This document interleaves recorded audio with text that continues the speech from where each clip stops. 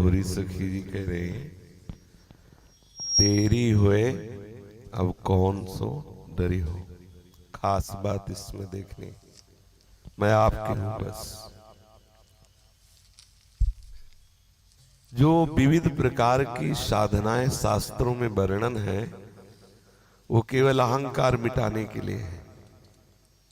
भगवत तत्व का बोध, भगवत प्राप्ति या भगवत प्रेम, देहाभिमान त्याग करके पूर्ण रूप से प्रभु के आश्रित हो जाना, इसी से होता है। अपने को विश्वास करना है।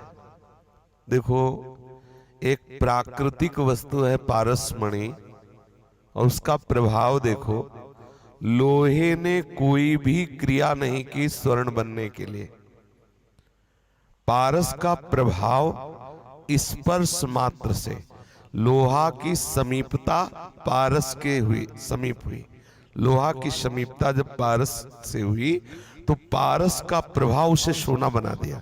लोहे ने कौन सी साधना की? बहुत सूक्ष्मता का विषय है। लोहे ने क्या साधना की स्वर्ण बनने के लिए? कोई की क्या? हाँ, दैव योग से, संयोग से उसे पारस की समीपता प्राप्त हो गई। ठीक बिल्कुल हमारा जीवन ऐसे ही हो गया। जैसे तिनका वायु के प्रवाह से कहीं भली जगह उड़ के पर जाए, तिनके की कोई सामर्थ्य नहीं थी कि वो उस भली जगह उड़ के पड़ता, ये तो वायु का प्रवाह। ऐसे ही अपने लोगों पर लाडली जू की कृपा ने मुझ विषयी तिनके को उठा के अपने श्री चरणों के समीप पहुंचा दिया। श्री धाम वृंदावन, ये जो आप सुख देख रहे हैं, जहां आप बैठे, जिस रज में, जिस धाम में बैठे हैं, ये बड़े बड़े ईश्वर कोटि के महापुरुषों के लिए भी दुर्लभ है। प्यारी जू की कृपा मुझे प्यारी जू के योग्य ऐसे बना देगी बिना साधना के, जैसे लोहे ने कोई साधना नहीं की और पारसमणि की समीपता ने उसे सोना बना दिया। ऐसे ही श्री धाम की जो हमें प्राप्ति हुई, वास, आश्रय, शरणागति, ये कृपा से हुई।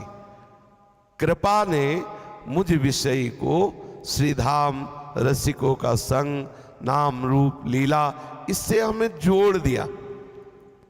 अब हमें केवल एक बात ध्यान रखनी कि समीपता में रहना है।